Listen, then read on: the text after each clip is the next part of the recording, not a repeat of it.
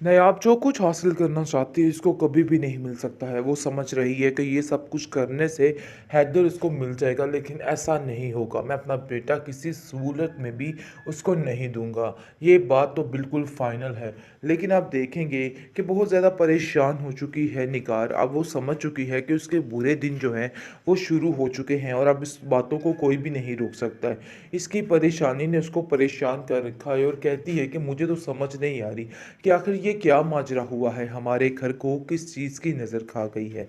इस लड़की ने हमारे घर का बेड़ा गर्क करके रख दिया है। मुझे तो बिल्कुल समझ नहीं आ रही कि आखिर मैं कैसे इन सब चीज़ों को हैंडल करूँ।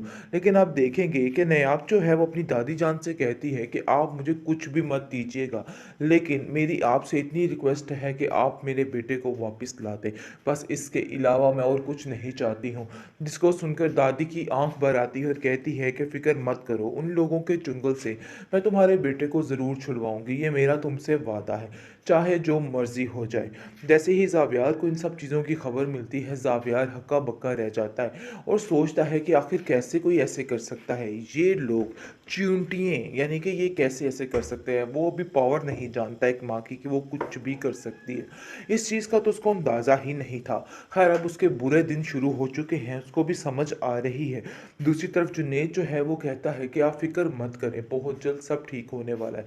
उसका ख़ास तौर पर दिल टूट चुका है क्योंकि जब को उसको पता चला कि मेरे घर वालों ने मेरे साथ ये सब कुछ किया है, सिर्फ़ और सिर्फ़ एक शक के बिना पर हर चीज़ को उन लोगों ने ख़राब किया है। वो इस चीज़ की टेंशन ले गया और उसको इस चीज़ का सदमा खाए जा रहा है कि आखिर ये लोग ऐसा कैसे कर सकते हैं। इस परेशानी में वो कुछ भी नहीं कह पा रहा, लेकिन वो ये वादा ज़रूर कर रहा है कि मैं हैदर को वापस ज़रूर लाऊँगा। आपको परेशान होने की कोई भी ज़रूरत नहीं, यानी कि अभी भी वैसे ही तसल्ली दे रहा है जैसा कि एक भाई अपनी बहन को जाती है। दे रहा होता है।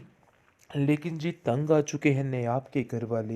नेहाब की भाभी उसको सारा दिन ऐसी दो टोक बातें सुनाती है कि वो परेशान हो जाती है और रोती रुलाती है कि आखिर मेरे साथ क्या हो रहा है, कब तक मेरे साथ ऐसा ही होता रहेगा। तंग आ चुकी है बेचारी रोज़ की चिक चिक से और इन बातों से। लेकिन उसकी भाभी जान के ताने ख़त्म होने का नाम ही नहीं ले रहे हैं।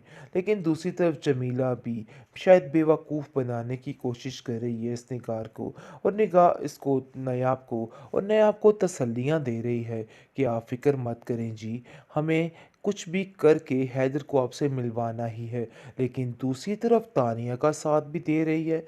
इसकी दोगलेपन की बिल्कुल समझ नहीं आ रही है। लेकिन नायाब को तबाह करने में इस जमीला का बहुत बड़ा किरदार था और इसने अपनी पूरी पूरी कोशिश की है कि नयाब का घर जो है ख़राब हो जाए। लेकिन दूसरी तरफ नयाब की दादी काफ़ी परेशान है उसके लिए और कहती है कि नयाब, ऐसा कोई भी कदम ना उठाना जिससे कोई भी मसला बन चुके। लेकिन मैं चाहती हूँ कि तुम अपने घर में खैर खैरियत से जाओ और आबाद रहो। जिस पर आप देखेंगे कि वो अपनी दादी से कहती है कि मुझे अब तो कुछ ऐसा होता हुआ नज़र नहीं आता है, क्योंकि मैं जानती हूँ कि मैं ज़ावियर के दिल से उतर चुकी हूँ, इसलिए ऐसा कुछ भी नहीं होगा। लेकिन उसकी दादी कहती है कि तुम फ़िक्र मत करो, देखो कुछ भी हो सकता है होने को, परेशान होने की कोई भी ज़रूरत नहीं है। बिल्कुल परेशान मत हो और इन चीज़ों की टेंशन मत लो। ज़ावियर दूसरी तरफ देख देख के काफ़ी ज़्यादा खुश हो रहा है तानिया को, और उसके ज़हन में ये बात बैठ चुकी है कि तानिया उसके बेटे का बहुत अच्छे तरीके से ख्याल रख रही है और उसके अलावा कोई भी उसका ख्याल नहीं रख सकता है। तानिया मकार की मकारियाँ हद से ज़्यादा बढ़ती जा रही हैं, लेकिन फिर भी इस ड्रामे का एंड नहीं हो रहा है। काफ़ी ज़्यादा टेंशन बन चुकी है।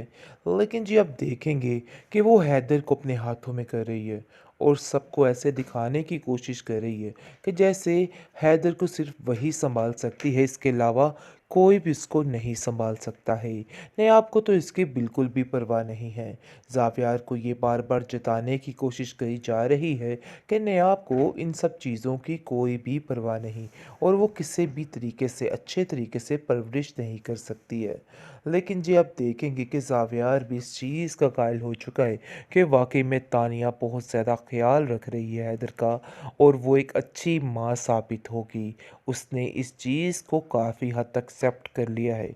जैसा कि उसके घर वाले यानी कि निकार और उसका शोहर ये सारे मामलात देख रहे होते हैं। तो गज़नफ़र भी अपनी बीवी से कह देता है कि मुझे ऐसा लग रहा है कि तानिया से बेस्ट लड़की इस घर के लिए कोई भी नहीं। बस बहुत जल्द हम ज़ावेर की शादी तानिया के साथ कर देंगे। फिर देखना सारा मामला ठीक हो जाएगा। लेकिन निगार को भी एक बात की टेंशन है और वो सोच रही है कि ऐसा करने से जुनैद हमेशा के लिए उससे दूर हो जाएगा और पता नहीं ज़ावियार ये बात मानने के लिए तैयार होगा भी कि नहीं, क्योंकि वो जानता है कि जुनैद ने किस तरीके से इस लड़की को पीछे किया था। लेकिन निगार कहती है कि मुझे इस बात की समझ नहीं आ रही कि हम लोग जो कुछ करना चाह रहे हैं, क्या ये ठीक है या गलत है, क्योंकि मुझे नहीं लगता है कि इसमें कुछ भी ठीक है, क्योंकि बहुत जल्द हमें नयाब का पीछा छुड़वाना है ज़ावियार से। लेकिन इसका मतलब ये हरगिज़ नहीं है कि तानिया इस घर में आएगी, क्योंकि कहीं न कहीं उसको जुनैद का ख़्याल है और वो जुनैद के लिए बहुत कुछ करना चाहती है। लेकिन जी तंग आ चुके हैं नयाब के घर वाले। नयाब की भाभी उसको सारा दिन ऐसी दो टोक बातें सुनाती है कि वो परेशान हो जाती है और रोती रुलाती है कि आखिर मेरे साथ क्या हो रहा है, कब तक मेरे साथ ऐसा ही होता रहेगा। तंग आ चुकी है बेचारी रोज़ की चिक चिक से और इन बातों से। लेकिन उसकी भाभी जान के ताने ख़त्म होने का नाम ही नहीं ले रहे हैं। लेकिन दूसरी तरफ जमीला भी शायद बेवकूफ़ बनाने की कोशिश कर रही है इस निगार को, और निगाह इसको नयाब को, और नयाब को तसल्लियाँ दे रही है कि आप फ़िक्र मत करें जी, हमें कुछ भी करके हैदर को आपसे मिलवाना ही है। लेकिन दूसरी तरफ तानिया का साथ भी दे रही है। इसकी दोगलेपन की बिल्कुल समझ नहीं आ रही है। लेकिन नयाब को तबाह करने में इस जमीला का बहुत बड़ा किरदार था और इसने अपनी पूरी पूरी कोशिश की है कि नयाब का घर जो है ख़राब हो जाए। लेकिन दूसरी तरफ नयाब की दादी काफ़ी परेशान है उसके लिए और कहती है कि नयाब, ऐसा कोई भी कदम ना उठाना जिससे कोई भी मसला बन सके। लेकिन मैं चाहती हूँ कि तुम अपने घर में खैर खैरियत से जाओ और आबाद रहो। जिस पर आप देखेंगे कि वो अपनी दादी से कहती है कि मुझे अब तो कुछ ऐसा होता हुआ नज़र नहीं आता है, क्योंकि मैं जानती हूँ कि मैं ज़ावियर के दिल से उतर चुकी हूँ, इसलिए ऐसा कुछ भी नहीं होगा। लेकिन उसकी दादी कहती है कि तुम फ़िक्र मत करो, देखो कुछ भी हो सकता है होने को, परेशान होने की कोई भी ज़रूरत नहीं है। बिल्कुल परेशान मत हो और इन चीज़ों की टेंशन मत लो। ज़ावियर दूसरी तरफ देख देख के काफ़ी ज़्यादा खुश हो रहा है तानिया को, और उसके ज़हन में ये बात बैठ चुकी है कि तानिया उसके बेटे का बहुत अच्छे तरीके से ख्याल रख रही है और उसके अलावा कोई भी उसका ख्याल नहीं रख सकता है।